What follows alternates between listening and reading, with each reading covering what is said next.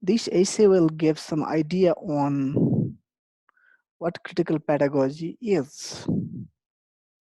This is a very comprehensive essay. Critical pedagogy is a teaching approach. It helps students question and challenge domination. It helps student ask questions. It helps student question beliefs and practices that dominate. Critical pedagogy is a theory and practice of helping students achieve critical consciousness. It's a habit of thought, reading, writing, speaking, which you go beneath the surface meaning. Critical pedagogy tries to cultivate in us a habit of reading, writing, speaking, which go beneath the surface meaning. Question first impressions. Question dominant myths. Question official pronouncements. Question traditional cliché. Go for deeper meanings. Go for deeper understandings. That's what critical pedagogy asks us to do. Go for contradictions that lie deep down the smooth surfaces. If you are an ordinary student, you may be happy with what you see on the surface. But have you ever given a thought about what is there beneath that so-called smooth surface? That is what new historicists say: resistant reading, subversive reading, reading against the grain. Critical pedagogy asks us to do that. Try to dig out the root causes of domination, exploitation. Question ideologies and practices that are oppressive. Teach your students to look at critically even at their nationality, religion, cultural norms, and values. Nothing is beyond doubt. You can doubt everything before you accept something as true or false. If you are an educated person, first of all, you will have to doubt. You'll have to question. Use this understanding to change oppressive systems. Knowing is not enough if you don't apply your knowledge into bringing positive changes into the society. That knowledge is not so productive. Critical pedagogy is a kind of activism. Critical pedagogy is a kind of progressive teaching philosophy. It helps students examine power structures and patterns of inequalities.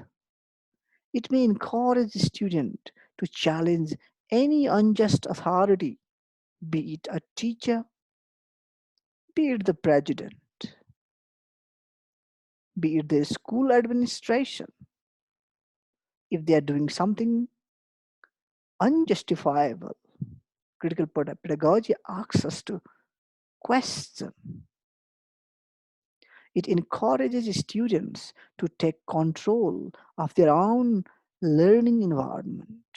Don't be a passive learner.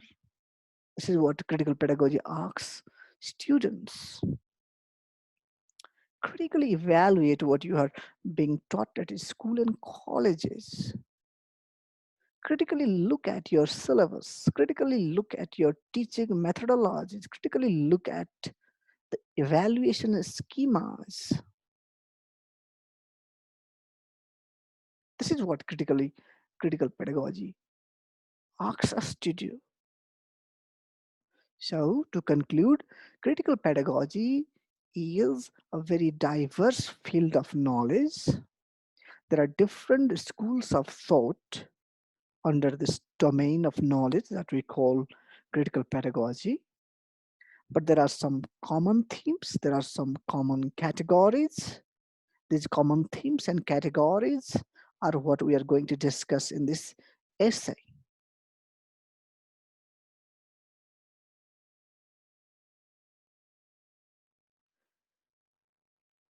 There is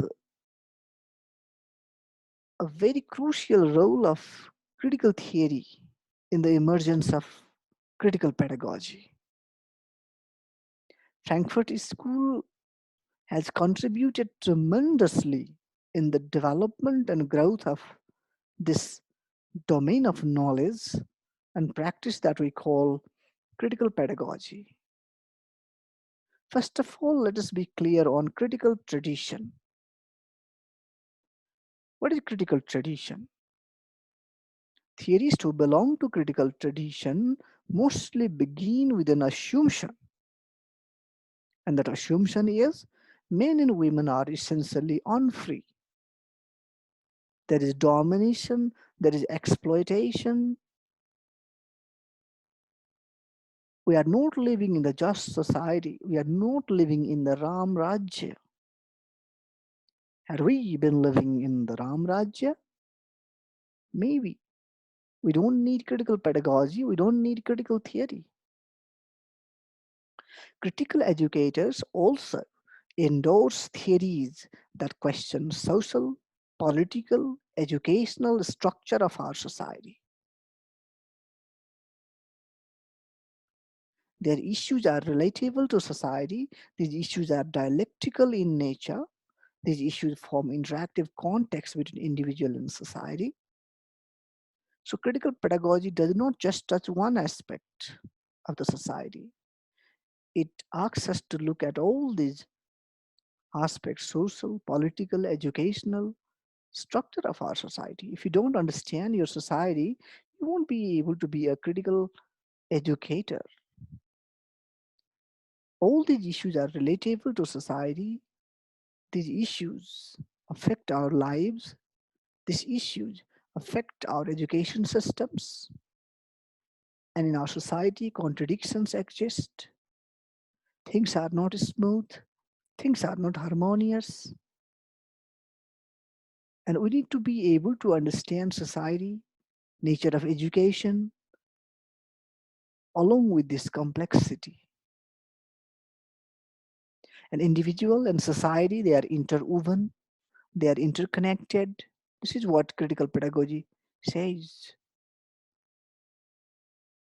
Because critical pedagogy is very much influenced by Marxist school of thought, it believes in dialectical system, thesis, antithesis, synthesis.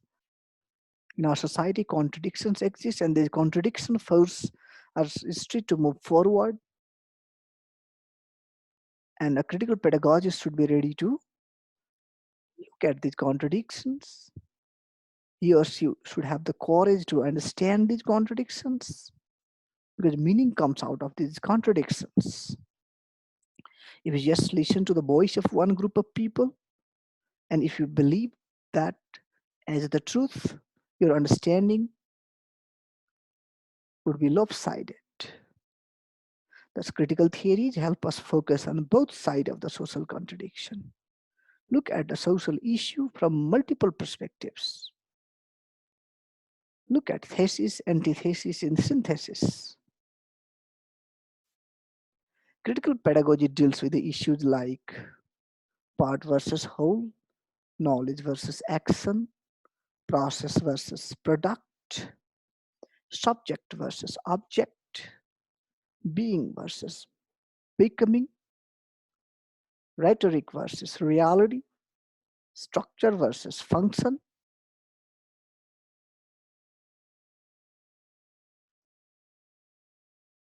Don't just focus on one side. Don't just look at the haves in the society. Also look at the have nots of the society, because things are composed of parts, and there is a kind of binary system operating in the society: day versus night, good versus evil, part versus whole, knowledge versus action. Pay attention to all these contradictions. Such contradictions are a kind of tension. They build a kind of tension, and meaning comes through that tension. Meaning is a kind of negotiation. What you understand, what you accept as truth, is a kind of productive negotiation of those conflicting elements.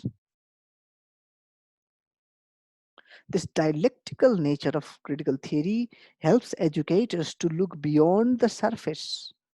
Critical thinkers don't just look at the surface, they look beneath the surface. For example, school is a place of socialization.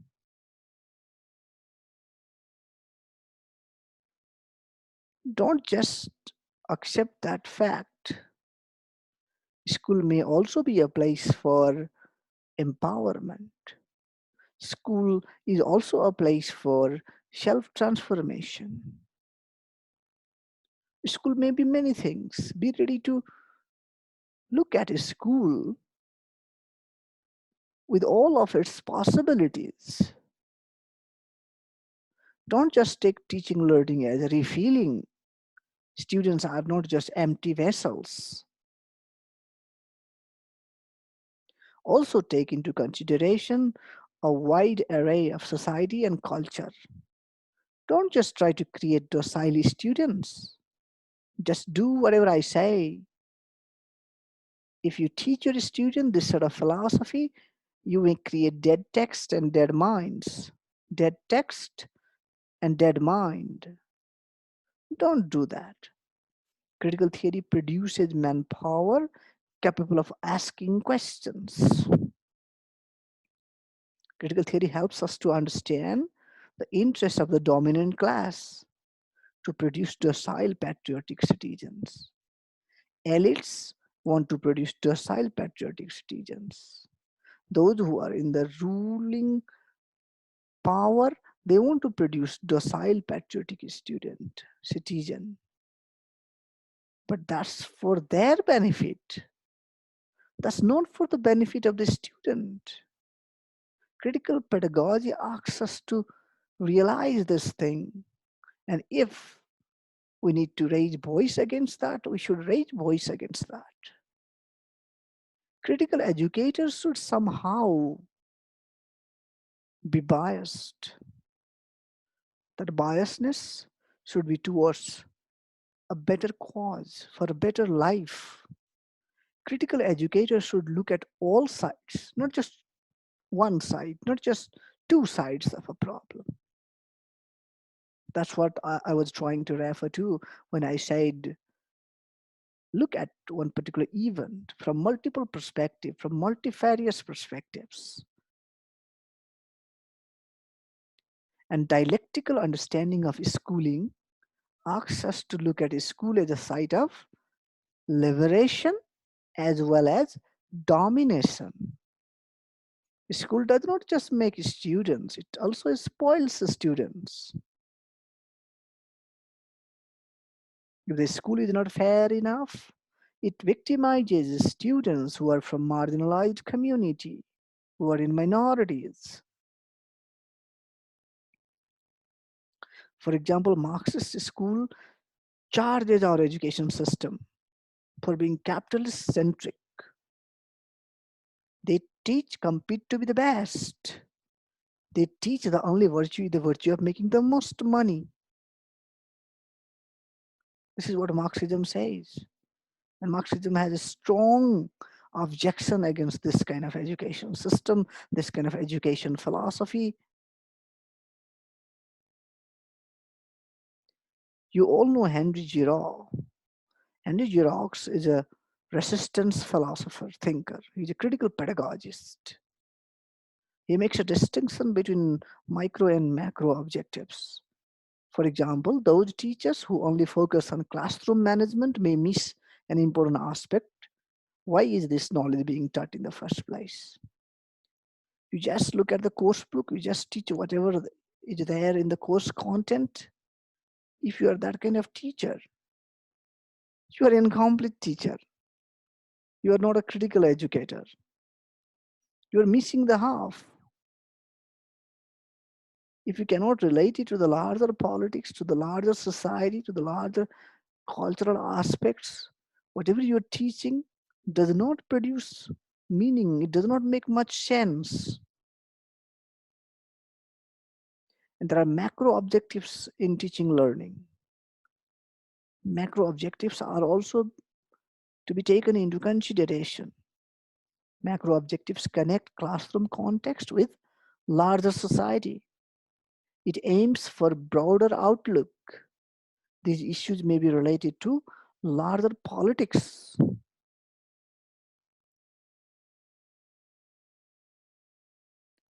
Micro level is about course content. They often have context bound path of inquiry. There is a syllabus, prescribed syllabus, and you need to deliver those content to the student. Students should be able to connect both macro and micro level objectives. That's true education. Micro level is productive knowledge.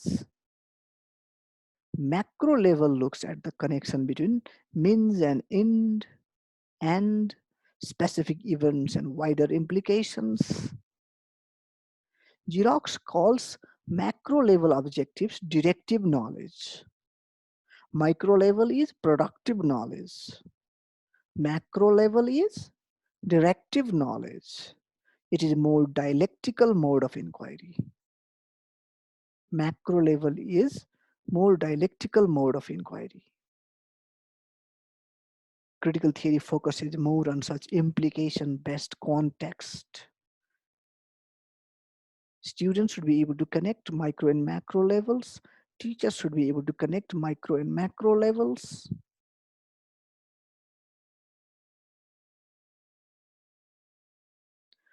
A critical pedagogy believes in the social construction of knowledge. Critical pedagogy does not accept that knowledge is objective, unbiased. Knowledge is transcendental of time and place. No, knowledge is a social construct. Critical educational theorists view school knowledge as interest bound. Whatever we teach in a school, whatever books we prescribe for schools, there are some hidden agendas, there are some hidden interests of those who are prescribing all these things. It's never neutral, it's never objective. There is a subtle logic behind. So, knowledge is a social construct. Knowledge is a negotiation between society, time, people. There is no autonomous knowledge. Knowledge is dependent upon culture, context, custom, history. Each age has its own truth. You all know that, right? For example, why do women and minorities often view social issues differently from white male? It's in US context. Why do uh, African women view society differently from the white women in USA? Why?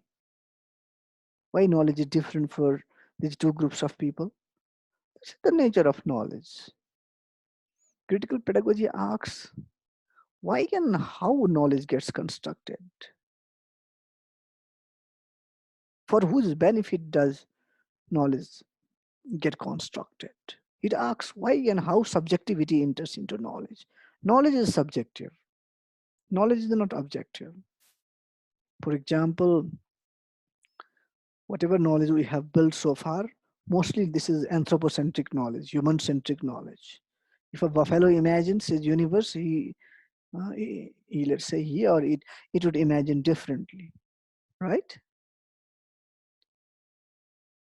Critical pedagogy asks us the question, what's the social function of knowledge? Knowledge per se? Critical pedagogists don't want this. What's the social function of this knowledge? This is what they look for. Critical pedagogists seek to understand why some form of knowledge is considered more legitimate, why some form of knowledge is considered less legitimate, who legitimizes that particular knowledge, and for whose benefit it is operating, it is there. Critical pedagogy asks us to pay attention to all these subtle things, subtle games, games of power. For example, why science is prioritized over history, why science is prioritized over political science, social sciences. There is an answer. If people become technocratic, if they become too technical, they hardly have time to look at the social arrangement, unjust social arrangement. They won't question the politician. So politician would be enjoying the privileges they have been enjoying. This is why in USA, less number of students can go to social science stream. More people can go to science, natural science. There is politics. Certain type of knowledge legitimize certain class or creed. Why? For example, in Christianity, in churches, they used to legitimize white people, they used to legitimize men. Why? Even if you go to the history of English studies in Britain, in the past, only male could enter into university. Only men had the right to get education. Only men had the right to get to vote, to select their representatives. Why that? Why that sort of discourse, that sort of truth? Critical pedagogy teaches us to ask questions. Why don't we know more about labor movements? Why, for example, if you examine the history of Nepal, why do you study about the contribution of Janga Bahadur and all these Rana rulers? What about people? Do you think the history that we have been studying, we have been given, that's the correct history? Does it accommodate the stories of ordinary people who had been contributing some extraordinary feats in their time? Now let's talk about forms of knowledge. Critical pedagogy mostly followed the views of German theorist Habermas, Jürgen Habermas. It has been inspired, influenced by Habermas. Habermas is a neo-Marxist thinker. He belongs to Frankfurt School. For example, mainstream educators focus on technical knowledge. They focus on knowledge that is measurable, that has measurable outcomes. For example, IELTS, TOEFL, GRE. But do you think these tests really measure our intelligence? Suppose somebody scores very less in GRE. Can you be damn sure that that person is not intelligent? That's just these Western people's measuring rod, and some of the people may not be so much suitable. They may not fit into that yardstick. That's the question. Critical pedagogy asks us to raise such questions. There is second type of knowledge. One is with measurable outcome, another is without measurable outcome, practical knowledge. It enlightens soul, it enriches soul, it enlightens individual, it gives us analytical skill, it enriches our lives. Social sciences and humanities often do this. They focus more on practical knowledge without measurable outcome. But critical pedagogy, including Habermas, focus more on emancipatory knowledge. Previously mentioned both forms of knowledge, they are traditional. Habermas thinks that they are traditional. Habermas focuses more on emancipatory knowledge. Critical pedagogy tries to transcend the opposition between technical and practical knowledge, and it asks us to go to emancipatory knowledge. Have both technical knowledge, practical knowledge, but be critical. Be critical. Open up that critical faculty of your brain.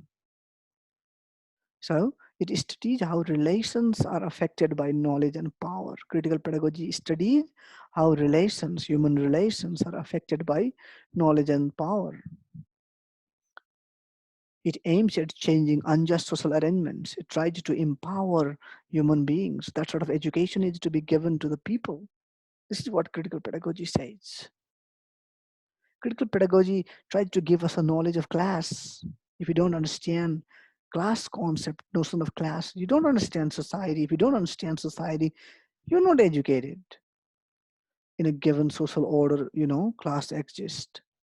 In Nepali society also, class exists. Some people are rich, some people are poor, some people are middle class, upper middle class, right? But Karl Marx talks about bourgeoisie and proletariat, basically. Very rich and very poor. Class may be economical class sometimes may be social class. For example, caste system in Nepal. This is also a kind of class, social class, and political class as well. You belong to this political belief, I belong to that political belief. It's also a kind of class. Class raises the issues of surplus and exploitation. Class notion, Marxism basically talks about it. It talks about surplus, who earns the most, why do they own the most, these questions. It also, critical pedagogy also may encourage us to raise question about distribution of resources. Why these people have most, we have the least, kind of things. Critical pedagogy focuses on such class issues. Now, culture, another concern, another focus of critical pedagogy is on culture. Culture is of prime importance in critical pedagogy. We are the part and parcel of culture. The ways people live is culture, in fact. So, what do you study about? You study about human relations. You study about our relationship with the universe. So, if you don't study culture, if you don't understand culture, your understanding of the society, of the universe is probably meaningless. So, culture is a set of practices, culture is a set of ideology, right? In Hindu culture, do this, don't do that. There are ideologies, right? Culture and power are interconnected. Whose culture is dominating? For example, whose culture is being dominant in Nepal? And these people's discourses are presiding all over, and whatever they say, mostly that becomes the truth.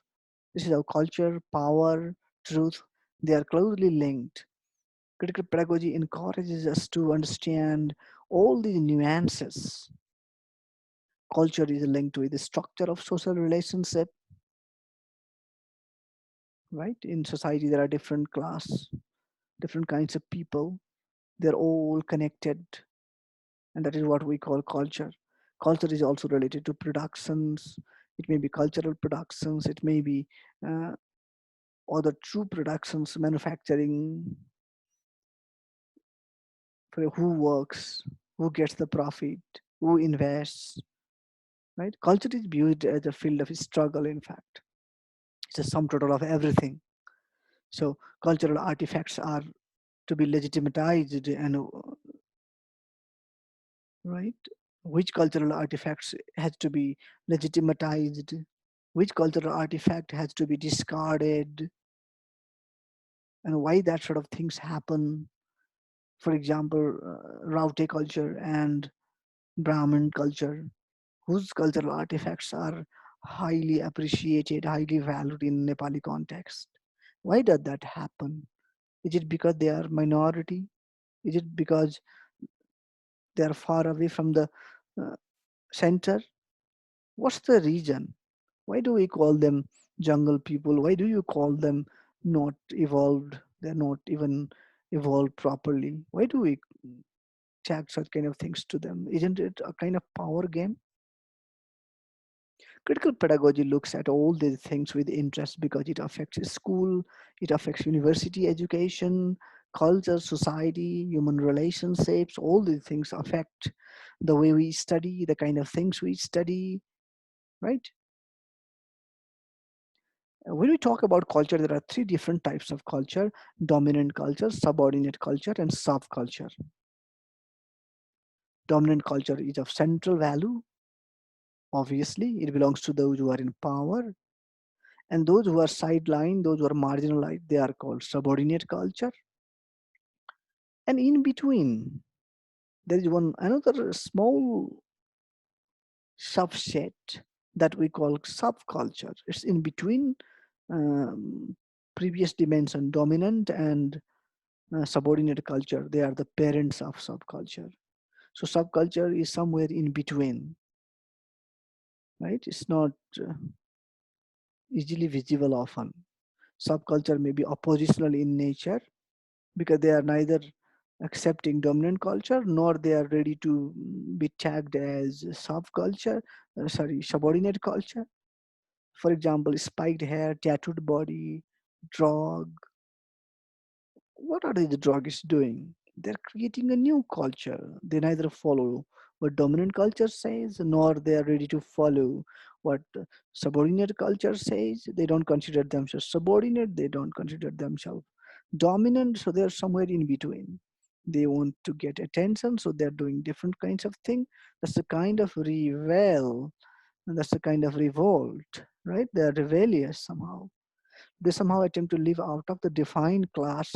They somehow are trying to live out of the defined relationship, cultural relationship. Though they look like oppositional, they are in fact negotiated, right? They are not totally neglecting, totally opposing everything of dominant culture, neither of subordinate culture. Somewhere they have found space where they are standing. So are they truly antisocial? They're not truly antisocial because at our homes also we may have that sort of son who neither follows father nor follows mother. You know, it's a kind of subculture. So they are somehow struggling against subjugation. They don't like something and they're somehow reacting to that. That's what they're doing. It's a kind of counterculture. Subculture is kind of counterculture. In school also you can see three different types of students. In society also you can find these different kinds of people, those who belong to dominant culture, those who belong to subordinate culture, those who belong to subculture. When we talk about culture, we need to understand cultural forms. Cultural forms are symbols and social practices. For example, particular type of dress, music, religion. For example, jazz is a cultural form. Panchavaja is a cultural form, right? Davrasural is a cultural form. So that is express culture. People who create these cultural forms, they're trying to express themselves. That these cultural forms shape their identity. And most of these cultural forms are visible in television, radio, film, schooling. For example, if you watch Indian teleserial, what do you say? You see the manifestation of the various cultural forms of India there. If you see American film, the way they behave, the way they dress up, the kind of songs they sing, all these things are cultural forms. So these cultural forms are embedded in social structures. For example, these song in Nepal, they're cultural forms. A student of critical pedagogy should know hegemony, dominant class, those elites. They try to continue their domination over the mass, and they may use different institutions, they may use media, they may use education, right? So uh, through all these means, they try to hegemonize people, means somehow kind of control, right? So hegemony is a process, and hegemony is not achieved just by force. Police says do this, do that. Government says do this, do that. It's also a kind of hegemony. There are certain do's and don'ts, but most of the hegemonic practices are perpetuated with consent. For example, why do you drink Coca-Cola? Why do you wear jeans? Why do you go to KFC? Why? Why do you celebrate Christmas staying in Nepal even if you are Hindu? Maybe you have come under a kind of hegemony. For example, if a route starts celebrating if a route starts celebrating Dasai, don't you think it's a kind of hegemony? Had they been celebrating Dasai since ages, or they've just started now? Why did they start it now? People don't need to go there, and if you don't celebrate this, I'll kill you. It's not always necessary, you know. They see it in media, they see it everywhere, and they see people having tikka, enjoying, and they somehow make come under the hegemony of Hindu culture, dominant culture, and they may start following that. It still is hegemony. So school institutions, political system, media, they all are used here to hegemonize a certain group of people. For example, West is hegemonizing us through various cultural films. We watch their television, we watch their movies, we sing their songs, we celebrate their festivals. And these things are often beyond an individual's control. We become a victim here. By consent or by force, hegemony is established, mostly by consent, sometimes by force. This is what Antonio Gramsci talks about. This idea is developed by Antonio Gramsci. For example, in Nepalese classroom text, whose hegemony is established mostly? Obviously, the answer is a dominant class. This is what they say. Brahmin Kshatri culture is the most sophisticated culture, and their language is the most evolved language, and that is what is used in newspaper, magazine, right? So in that, you get 15 days holiday in a festival of Muslim. Here in Nepal, you may get only 1 day holiday. So the things happen because we belong to this class. We may not see these dominations, but as an educated person, as a critical thinker, you must. Why some people can go to Harvard, Oxford, and many can't? Why that system? How does that system operate? Why and how does that system bar us from reaching there? Some people reach, but they're just token, right? They're just tokenized. Hegemony is a prison house of language and ideas as well. Through language also we are hegemonized. Through ideas, concepts, they say we have superior ideas and we start following their ideas. So that's how also we come under hegemony. Mostly hegemony is established through consent, according to Gramsci. And subordinate class actively subscribes here to ideologies. The idea of ideology is developed by Althusser. And Althusser said, for example, during monarchy, there was an ideology that a king is God and he has the right to rule us. That's ideology. And Hindu Dharma, Hindu religion is a kind of ideology. Christianity is an ideology. Marxism is an ideology. And feminism is an ideology. These are ideologies. And we come under the influence of these ideologies, and this is what helps us create or build truths. So ideology is a kind of framing or trapping. We have been fed with mostly the ideology of those who are in power, those who are capable of talking, creating discourse from media, from everywhere, from books. These people, their set of ideas are given to us, and we also start accepting that. That's why we call this truth ideology, product of ideology. So critical educators should be aware of all these things. Something is there in the textbook, that must be true. Don't think that way. If you think that way, you are not a critical educator. So, uh, in case of ideology or hegemony, people are provided with a subject position. We have been hailed, H-A-I-L-D, hailed. It somehow suppresses us. It somehow forces us to stay where we're staying. Right? Hey, you, kind of language this thing uses. Explicitly, no, not explicitly, often implicitly. Hey, you, what are you doing? Like that.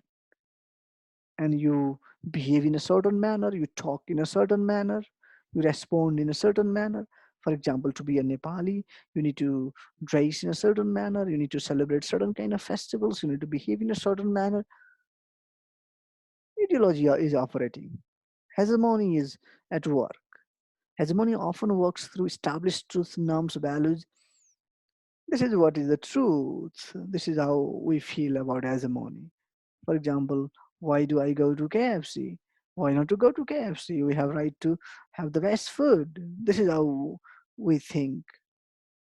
So people may not 100% follow these hegemonic discourses.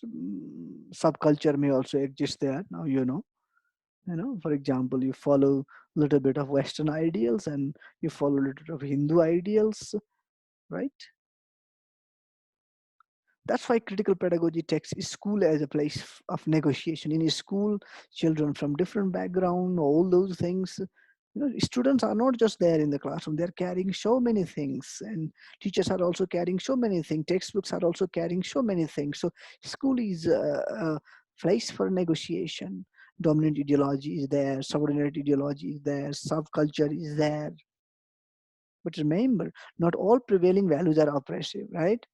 Whatever values exist in our society, for example, in a Nepali society, there are certain values. Do you think all these values are oppressive because they are traditionally derived values? No, that is not so. Critical pedagogy does not ask us to refute each and every value system of Nepal, you know, uh, for example, in context of Nepal.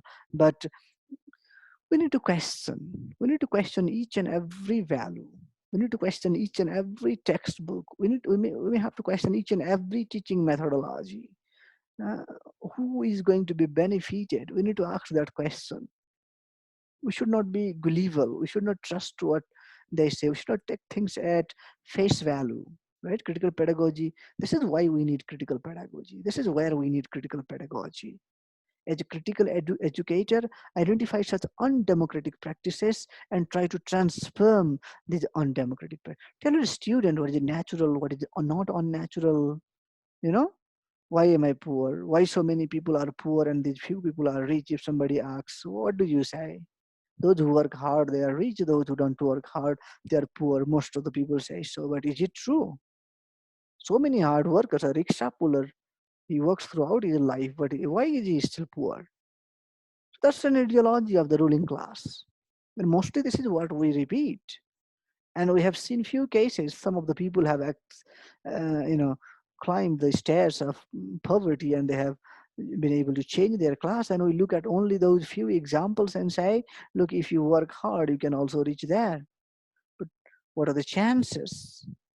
A son from an elite family and someone from a very, very poor family, what are the chances of reaching to the top? Remember Gore Vidal. The genius of our system is that ordinary people go out and vote against their own interest. They say there is voting, you can choose your representative, you can choose your fate. But what happens in voting system? Who are you going to choose? Suppose poor class, working class people, who are they going to choose? They are going to choose someone from upper class. They are not going to represent their values, their systems, their culture, and they still expect that these people will be working on their behalf. It's not possible mostly. This is what we have seen. Critical pedagogy makes us critical like that. And ideology, hegemony works with the help of ideology. You can hegemonize people through ideology. Ideology is like the air that we breathe, it's everywhere, right? Ideology is set of ideas. This is the representation of ideas, values, beliefs. That's what ideology is. In monarchy time, there are one set of belief. one set of values, one set of ideas, right? Dominant ideas. Now we have different kind of ideology. If we enter into another political system, we may have another ideology. In capitalism, we have one sort of ideology. In Marxism, we have different kind of ideology. So ideology is all about producing meaning. It's all about producing sense. What is right? What is wrong? You put it against ideology, existing ideology, and decide. Right? King is God. During monarchy, it was correct. Now you may laugh at this idea. So it's a way of viewing the world. Ideology is a kind of glass. Ideology is a kind of eyes through which we look at the world. So, but remember, all ideology may not be wrong. Some of the people say Marxism is also ideology, but Marxism says this is a transparent glass. This is not wrong. But I don't know. So power is at work in the production of meaning, in the production of ideology. Mostly ideology comes from those who are in the power. A subaltern, someone who is suppressed, who is at the bottom, he or she cannot propagate ideology and people believe on this set of ideas. It's hardly possible, you all know that. So, but when ideology comes to us, it comes to us as a common sense. This is what is the truth.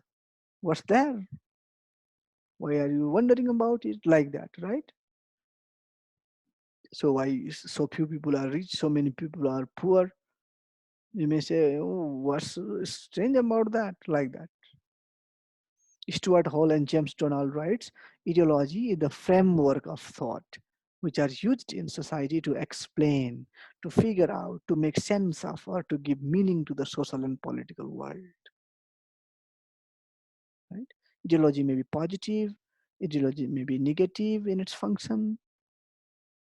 Negative function of ideology is that it may suppress people, it may dominate people, one group of people, one class, one creed, one clan. It may legitimize wrong thing, it may reify human beings. For example, someone argued, we took children of minority in our school, that resulted into the low achievement of our entire school. So we should not take students from working class. So this is how American school used to argue before. That's a kind of ideology. You know, ideology reify human beings, ideology reifies relationship, it converts everything into objectification of human values, human emotions. So ideology, places us in such a situation where we take things for granted as if they are unquestionable, right? Ideology tries to standardize certain social practices. It tries to negate certain social practices. Critical pedagogy teaches us to be critical. And we need to be critical of those things. What is right? What is wrong? Is it truly right? Ideology blinds us. Critical pedagogy asks us to open up our eyes and look at the things the way they really are. Don't be fooled. This is what critical pedagogy says. For example, capitalism is a dominant ideology. Capitalism says those who are the best, they survive. They reach to the top. They become successful. Survival for the fittest. But do you really believe on this sort of things? But it is not that we just shallow all ideology. One counterpoint. Oppositional ideology also exists. Oppositional ideology tries to refute the established ideologies. They are sometimes given a space willingly, but mostly suppressed. So oppositional ideology sometimes gets a space, even if it is tokenized. For example, from Madhesi community, we have got before we had got one president, and if somebody say we are all the time suppressed, they will say, look, we had a Madhesi president, like that. So some people say school killed my creativity. Why do they think so? It is an oppositional ideology. So oppositional ideology also exists. Sometimes, prejudice takes on an ideological character and encourages us to act in a discriminating manner. So, discriminating manner. So, ideology, sometimes, becomes a tool to suppress others, mostly. A critical pedagogy studies this power and knowledge relationship.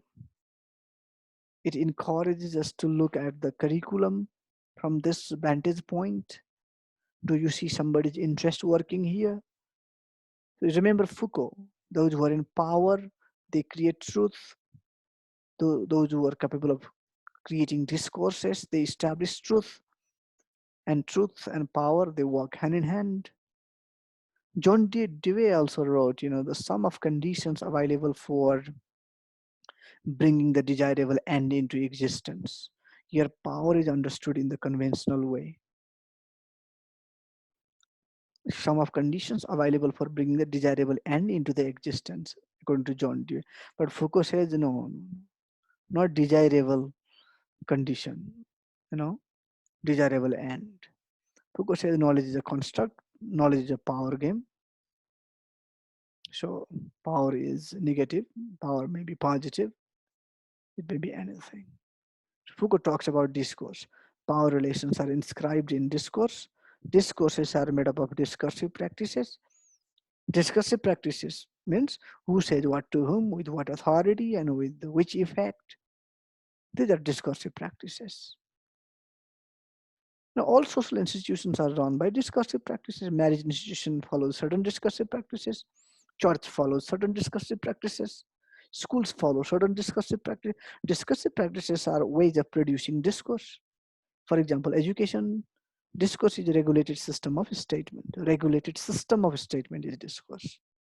So these things determine which book, which author, which teaching method, what evaluation they determine. For example, can we use dialects in class? Mostly no, right? Why can't we use dialects in the class? Because dialects is substandard. Who judges that dialect is substandard? Those who are in the mainstream. So critical discourse is sometimes even critical to itself. It tries us to be even critical of ourselves, our own positions, because our positions may also be wrong at times. Right? Critical position may also be wrong at times. So critical pedagogy accepts a line: knowledge is socially constructed, culturally mediated, and historically situated. So knowledge भनेको चाहिँ एकदम pure, independent, beyond time and place हुन्न. Truth and power come together because they establish each other. This is what critical pedagogy says. So truth भन्ने कुरो power गेमसँग जोडिएर आएको हुन्छ भन्छ. So each society has its own regime of truth according to Foucault. है, यो Foucaultको line हो. This is what Foucault says. So truth is relative, truth is not absolute. This is what critical pedagogy believes. This is what Foucault also says. So if you apply these ideas into educational system, you'll understand so many things. What they prescribe as truth, what they teach students as truth, and which interests are at work, we will come to know so many things. Critical pedagogy gives priority to whether this knowledge is oppressive, to whether it is true. True भन्दा पनि मुख्य कुरो हेर्नु पर्यो, is this knowledge oppressive? Is it going to suppress one group of people, one class of people, one particular type of people? त्यस्तो हो भने त्यो डेन्जरस भयो नि त, त्यसलाई क्वेसन गर्नु पर्यो. राइट र रङ भन्ने कुरा social construct. Knowledge is social construct, it's relative concept. So see if there are misrepresentations, त्यो चाहिँ बढ्ता फोकस गर्नु पर्यो. Knowledge acquired in the class should help student, empower student, right? This knowledge should be emancipatory, not just producing a worker. This is what critical pedagogy says. स्कुलहरूले चाहिँ नि labour उत्पादन गर्ने ठाउँ होइन त्यो. दुई चारजना एलिट क्लासका मान्छेहरू चाहिँ दे आर इन्डस्ट्रियलिस्ट, अरू सबै बाँकी जति लेबर उत्पादन गर्ने टाइपको स्कुलिङ सिस्टम क्रिटिकल पेडागोजीले मान्दैन. No. So critical pedagogy and करिकुलमको कुरा गरौँ अब अलिकति.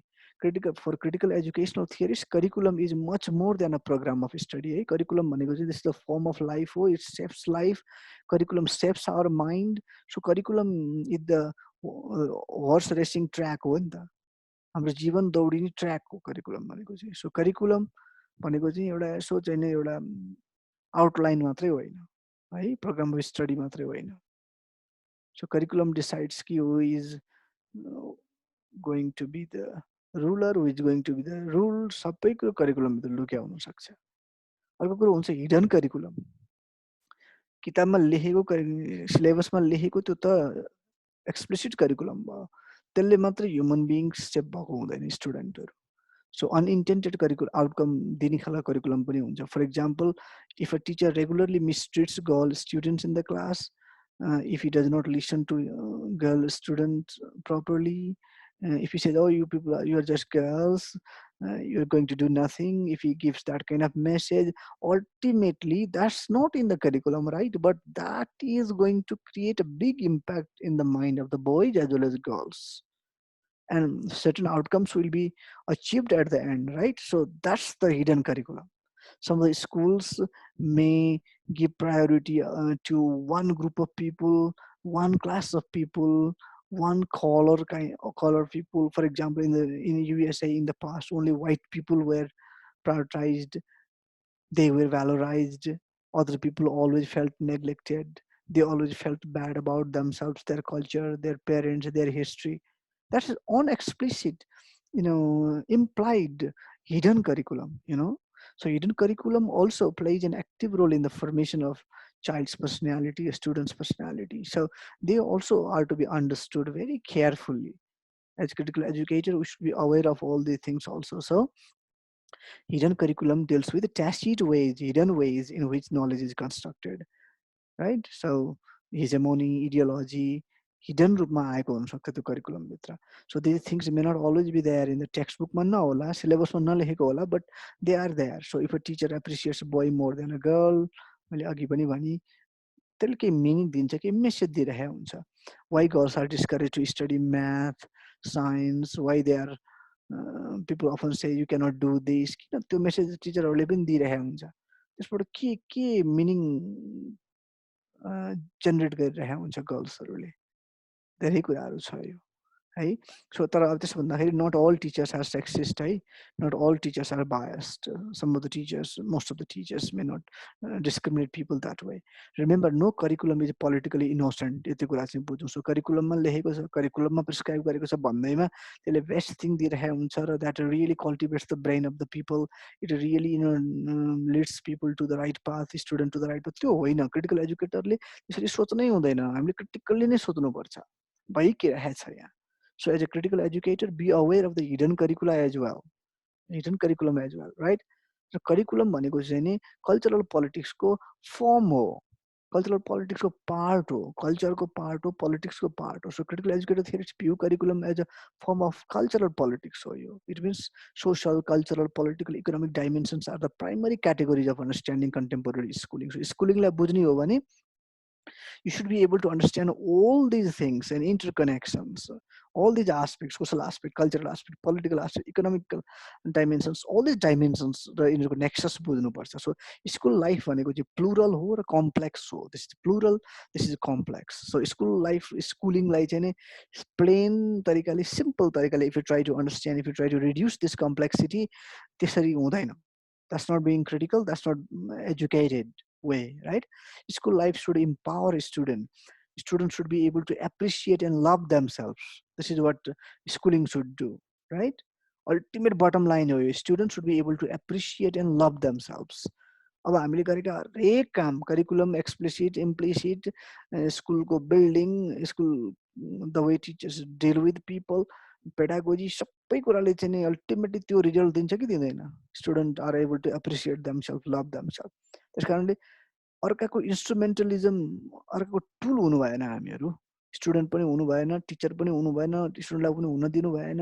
Even if we are the part of the bigger game, हामीले as a critical educator, critical pedagogist, यस्तो जहाँ समस्या देख्छौँ त्यहाँ क्वेसन उठाउन सक्नुपर्छ.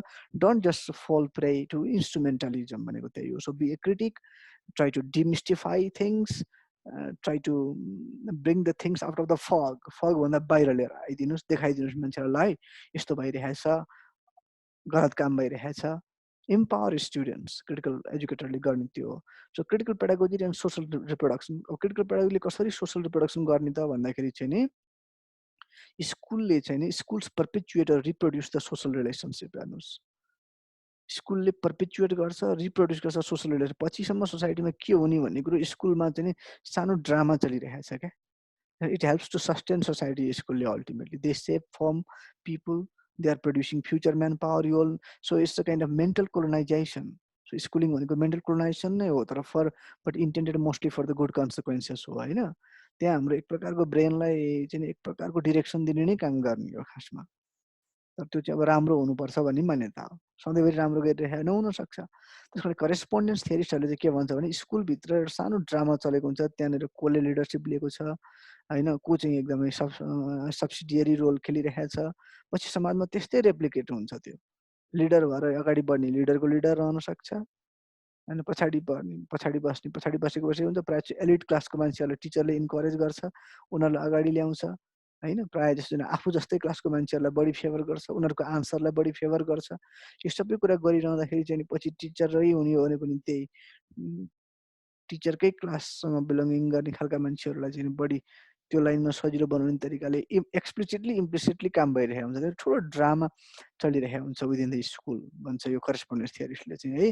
तर सबै थ्योरिस्टहरूले यो थ्योरी चाहिँ मान्दैन, फेरि कहाँ त्यस्तो हुन्छ भन्नेहरू पनि छन्। त्यस कारणले इट्स नट अलवेज ट्रु, किनभने हामीले देखाएको छौँ एकदम एलिट क्लासको बच्चा पनि चाहिँ पुवर एकाडेमिक पर्फर्मेन्स भएको हुन्छ है, ऊ पनि चाहिँ एकदमै पछाडि परेको पनि देखिएकै छ। तर मोस्टली चाहिँ त्यस्तो हुन्न अरे। मोस्टली चाहिँ स्कुलभित्र यसो हेर्नु त्यहाँ जे भइरहेको हुन्छ लगभग the same thing they are going to carry throughout their life भन्ने चाहिँ यो करेस्पोन्डेन्स थ्योरिस्टहरूले चाहिँ क्लेम गर्छन् है। के चिल्ड्रेनहरूले चाहिँ they cross over from the status of their parents, पुवरबाट रिच हुने सम्भावना हुन्छ, रिचबाट पुवर पनि भएको छ। तर रेसिस्टेन्स थ्योरी हेनरी जिरक्सहरूले चाहिँ ठ्याक्कै करेस्पोन्डेन्स थ्योरी चाहिँ मान्दैन है, करेक्ट हो भन्दैन। त्यस कारणले पार्सियल अटोनोमी हुन्छ स्कुलको भन्छ जेरक्सले। अलिअलि चाहिँ हो रोल प्ले गर्छ, तर पूर्णतः स्कुलले नै सबै कुरो डिसाइड गर्ने चाहिँ होइन भन्छ। इभन इन द क्लासमा पनि there are those who resist. स्कुलमा जे सिकायो जे मान्यो त्यही लिने मात्रै स्टुडेन्ट पनि त हुँदैन त्यहाँ। There are disruptive student, there are those who are not ready to learn anything from the school, त्यस्ता पनि हुन्छन्। त्यस कारणले critical theories raise question such as why resistance, how do they resist. स्टुडेन्टहरूले नि how school try to regulate behaviour and even bodies. स्कुलले हाम्रो बिहेभियरलाई इभन हाम्रो बडीलाई पनि रेगुलेट गरेको हुन्छ स्कुलको सिस्टमले। For example how you read destructive behaviour of student in the class होइन। जस्तो जे भनौँ त्यही मान्ने भयो भने त डिस्ट्रक्टिभ स्टुडेन्ट हुँदैन त्यो क्लासमा। How do you see some students violent nature होइन। सो रेसिस्टेन्स थ्योरीवालाहरूले चाहिँ त्यो करेस्पोन्डेन्स थ्योरीले भनेको कुरो चाहिँ ठक्कै चाहिँ मान्दैन है। त्यस कारणले आन्सर त इजी छैन, तर आन्सर चाहिँ अब प्रोसेस अफ इन्क्वायरीको रूपमा you need to be able to find answer. आफैले खोज्नुपर्छ आन्सर चाहिँ है, किनभने आन्सर चाहिँ आफ्नो आफ्नो हुन्छ, फेरि सब्जेक्टिभ हुन्छ यी कुराहरूको आन्सर। सोसाइटी, प्लेस, टाइम यी सबै कुराहरूले रोल खेल्छ फेरि आन्सरमा। So student should be at the centre of teaching learning, यति चाहिँ हो, अरू कुरो नभए पनि।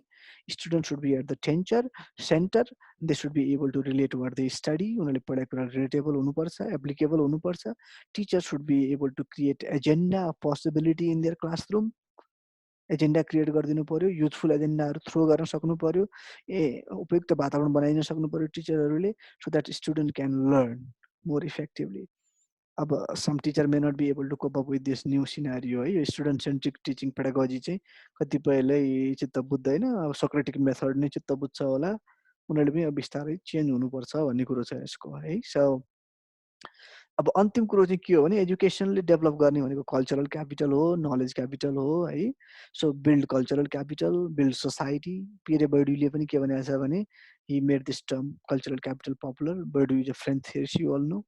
र general cultural background, knowledge, disposition भनेको लाइक्स डिसलाइक्स भयो, स्किल्स भयो, that are passed on from one generation to another generation, त्यसलाई कल्चरल क्यापिटल भनिन्छ।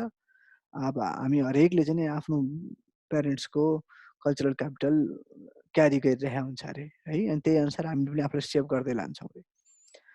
So this is the summation of everything. Cultural capital भनेको सबै कुराबाट आएको निचोड हो, त्यो हामीभित्रै आएको हुन्छ। So the way we talk, the way we act, the way we move, the way we socialise. यसो चाहिँ एउटा एलिट क्लासको मान्छेको हिँड्ने स्टाइल, बोल्ने स्टाइल, खाने स्टाइल, लुगा लाउने स्टाइल सबै फरक हुन्छ क्या। त्यो चाहिँ उसले इनहेरिट गरेको हुन्छ, त्यो क्यारी गरेको हुन्छ है। त्यस कारण कल्चरल क्यापिटल चाहिँ नि तपाईँले विभिन्न ठाउँमा देख्नुहुन्छ। एउटा चाहिँ अब्जेक्टिफाइड स्टेटमा देखिन्छ पिक्चरमा, बुकमा। अब इम्बोडिड स्टेटमा देखिन्छ, त्यो चाहिँ शरीरमै कल्चरल क्यापिटलको रोल हुन्छ। तपाईँ कसरी हिँड्नुहुन्छ, कसरी अर्काको आँखामा हेर्नुहुन्छ, यो बडो गम्भीर कुराहरू छ क्या। यो चाहिँ यो शरीरभित्र पनि छिरेको हुन्छ यो कल्चरल कोडहरू चाहिँ। अनि इन्स्टिट्युसनल स्टेटमा देखिन्छ हाम्रो इन्स्टिट्युसनहरू कस्ता छन्, कसरी बिहेभ गर्छन्। यो 3टा ठाउँमा कल्चरल क्यापिटल रिड गर्न सकिन्छ। जस्तो कुनै स्टुडेन्ट पोलाइट छ भने त्यो कल्चरल क्यापिटलको पार्ट हो, रुड छ भने कल्चरल क्यापिटलको पार्ट हुनसक्छ त्यो है। त्यो कल्चरल चाहिँ नेसनको पनि हुनसक्छ, होमको पनि हुनसक्छ, स्कुलको पनि हुनसक्छ, right. So social capital refers to the collectively owned economic and cultural capital of a group.